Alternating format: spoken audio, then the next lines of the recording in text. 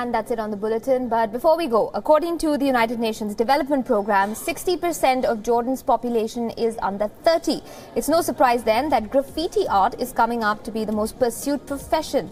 Take a look at how the streets of Amman in Jordan are coming alive with street art.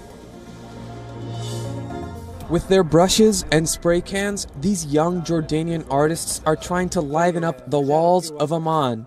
Accompanied by other local artists, foreigners and friends, they've been at work sprucing up this neglected car park for 2 days. The neighbors appreciate their efforts.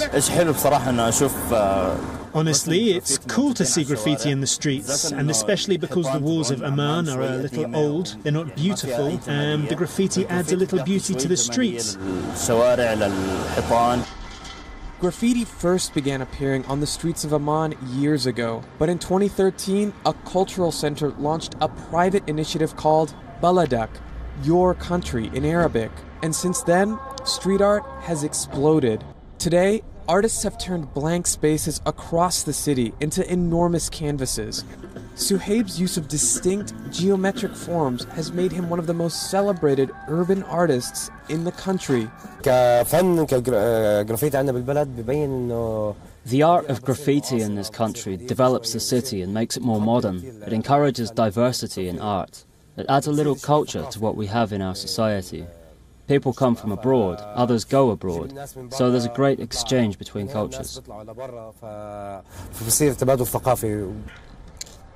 Jordan has about 10 active street artists, but in this conservative society, women remain a minority. Suha, known as Sue, is one of the first women to enter the community. Through her work, she hopes to shatter stereotypes.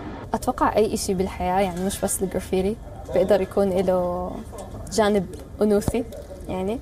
It's like everything else I expect, not just with graffiti. It needs a feminine aspect.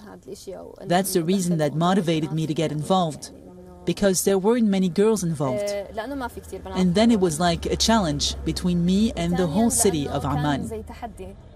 بيني وبين كل يعني عمان.